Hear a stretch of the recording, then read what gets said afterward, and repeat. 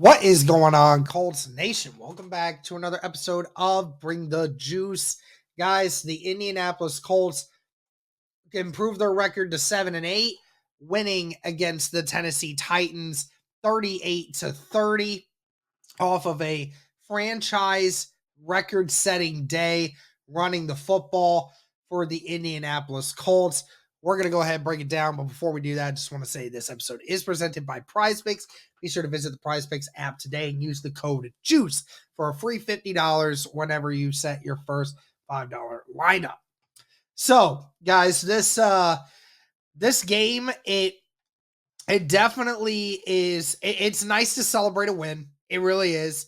I will admit, I do think that it is very sad in the fact that this game was as close as what it was.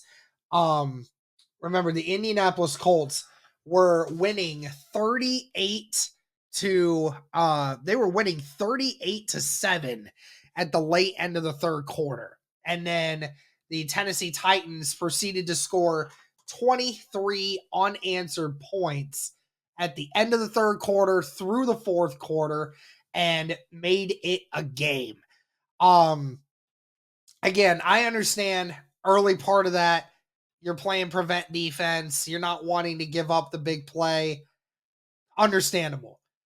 But it is still very concerning in the fact that you were up by 31 points.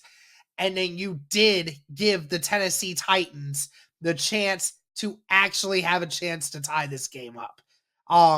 There was 2:53 left in the game when the Indianapolis Colts did their last drive, and they ended up having a situation where thankfully the Indianapolis Colts were able to move the football down the field. And were able to take that time off that clock.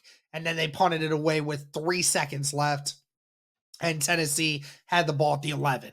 So the offense did bail them out in that. So it definitely is a concern. And I do apologize also, guys. I'm kind of dealing with a cold right now. So if I don't sound right, then that's probably why. But yeah, so obviously, the final 3 drives before the Colts got that interception on the last play of the game by Kenny Moore, they had given up 3 drives of over 55 yards for touchdowns. They gave up a touchdown on a 9-play, 70-yard drive for 15 to give them 15. Gave up a touchdown on the next drive to get it to 22. Gave up a touchdown on the next drive to make it 30. So, I mean, again, the Indianapolis Colts defense, they were off to an amazing start in this game. Again, for the first 2.5 quarters, this Indianapolis Colts defense was, for the most part, locked in. They did give up a touchdown on the second drive of the game. Yes, it is what it is, but didn't give up a single point until midway through the third quarter. And that's what's concerning, is the fact that that final 3 drives for Tennessee, they were able to score 3 touchdowns and put this game back into play when it shouldn't have been. This Indianapolis Colts team had this game out of reach by the middle of the third quarter, and the Colts defense almost allowed it to come back. And that's very concerning.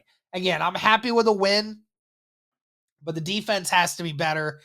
And it's sad that they were playing that preventative of a defense that they gave the Tennessee Titans a chance to come back in that. Again, the Vikings deja vu game where, the Colts were up by 33 and lost. That was what was going through a lot of people's minds just now. And again, had the Indianapolis Colts not gotten a couple first downs on that last drive of theirs, Tennessee would have had the ball with a little less than 2 minutes left and would have been able to have the ball again and could have scored again. They would have had a chance. And with the way the defense was playing at the end of the game, they're very lucky that they didn't. Let's go to this real quick. So Anthony Richardson, let's go to him real quick. Passing wise, 7 of 11 today, 131 yards, 1 touchdown to 1 interception, sacked once on the day, QB rating of 97.2. Threw that interception early in the game, was a bad read. Honestly, the read was good, but it was late, and that was why it was intercepted, because he didn't let go of it in time, and it should have been, and hence why that's where we were at. So, again, it's going to be something that needs to be fixed. He's got to get better at that. But overall, the Colts didn't really need to throw the football a lot today. For the most part, Anthony Richardson did a pretty decent job outside of that. Because obviously 7 of 11 the rest of the way, 131 yards. I mean, pretty good, almost 20 yards per reception. So all in all, he didn't really need to do a whole lot from the passing game. He almost ran the ball more times than he did passing today. And that was just the kind of game that the Indianapolis Colts had. And we can transition over to the rushing side of things, because the Indianapolis Colts, I mean, good Lord, what a day. Franchise record of yards in a single game for the Indianapolis Colts today, off the hands of Jonathan Taylor, Anthony Richardson, Trey Sermon, and Tyler Goodson, all combined for 335 yards on 50 rushes, averaged almost 7 yards a carry for 4 touchdowns today. I mean, truly incredible performance by this offense. Truly could not be happier with how it worked out for them. And like I said, it's franchise record. No Colts team has ever had more rushing yards than that in a game. So this was the type of game that they had. Jonathan Taylor leading the way, 29 carries for 218 yards and 3 touchdowns. Phenomenal game. Quite possibly the best game of Jonathan Taylor's career. You can make an argument for that. He's had a couple games very similar to this. So, it was one of those career days for sure. Anthony Richardson as well, 9 carries for 70 yards and a touchdown. Honestly, guys, I thought he should have had another touchdown. They decided to call it back for some reason, but I'm fairly certain he still had that touchdown. Either way, he was a potent part to the offense, averaging almost 8 yards a carry as well. Trey Sermon, 8 carries for 25 yards. Tyler Goodson, 4 carries for 22 yards. In my opinion, they should have had Goodson running the football more than Trey Sermon. But I don't understand why the Indianapolis Colts think that Trey Sermon deserves more rushes than Tyler Goodson. I don't get it. But it is what it is. Nevertheless, phenomenal day by the offensive line. Phenomenal day by the Indianapolis Colts. And it's funny, too, because, we finally get Ryan Kelly back. Quentin Nelson, he went down in the 4th, but he came back. The only real guy you were missing for the most part today was Braden Smith. Again, Mark Lewinsky and Matt Gonsalves. And, with the offensive line mostly back to being healthy now, or at least in a regular rotation, you can see how much of a help it has come to help in the run game. Since Anthony Richardson's come back, since Jonathan Taylor has come back from injury, it's gotten so much better. And, I mean, again, this is a Tennessee front that is a very good front. They stop the runner pretty well. They haven't been phenomenal this year at stopping the run, but they got some good guys up there. And for you to be able to run for 335 yards, that's insane. I mean, that was the game plan going in, obviously. And the Indianapolis Colts, they executed it. Jonathan Taylor with 2 carries of 65-plus yards in this game. Anthony Richardson had a 29-yarder that put the Colts in a great position to score. Overall, the Colts just weared down the Tennessee defense, and the defense just couldn't do anything with it.